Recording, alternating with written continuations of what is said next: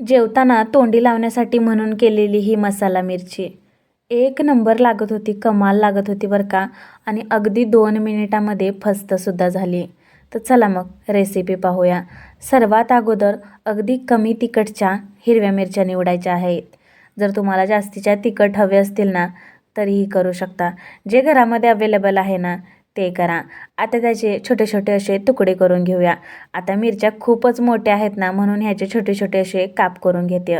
सर्व अशा मिरचीचे तुकडे करून झाल्यानंतर आहे ना मिरचीला मध्यभागातून आहे ना चिरून घ्यायचं आहे.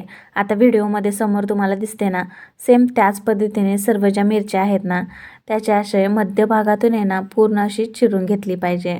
खायलासुद्धा चव आहे ना जबरदस्त आहे बरं का ह्या मिरचीची. ह्याला तुम्ही भरलेली मिरची म्हणा किंवा अगदी मसाला मिरची जरी म्हणलं ना तरीही चालेल.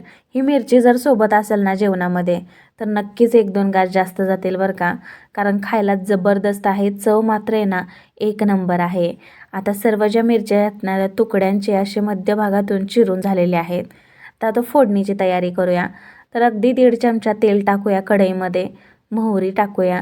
मोहरी छान अशी तेलामध्ये फुलली गेली ना की जिरे टाकूया. खूप साध्या आणि सोप्या पद्धतीने बनवली गेलेली ही हिरवी मिरचीची भाजी आहे ना खरंच तुम्ही एकदा घरामध्ये आहे ना नक्कीच ट्राय करू शकता. मोहरी तडतडल्यानंतर आहे ना जिरे टाकलेले आहे. जिरेसुद्धा तेलामध्ये छान असे फुलल्यानंतर यामध्ये हिरवी मिरची टाकून दिली आहे. मिक्स करून घेऊया तेलामध्ये.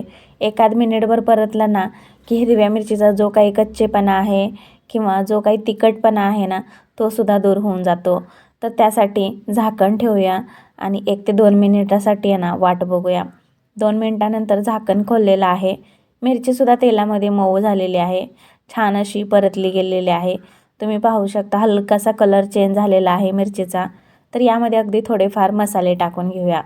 मसाल्यामध्ये हळद पावडर, धने पावडर, जिरे पावडर, त्याचबरोबर आता ही मिरची लाल तिखट नाही आहे तर त्यासाठी लाल मिरची पावडर टाकलेली आहे. गरम मसाला, चवीनुसार मीठ आणि अगदी छोट्याशा चमच्याने आहे ना 2 ते 3 चम्मच असं शेंगदाण्याचं कूट टाकलेलं आहे. सर्व मिरचीमध्ये एकजीव करून घेऊया, मिसळून घेऊया आणि सर्वात शेवटी यामध्ये टाकायचं आहे बारीक चिरलेली कोथिंबीर.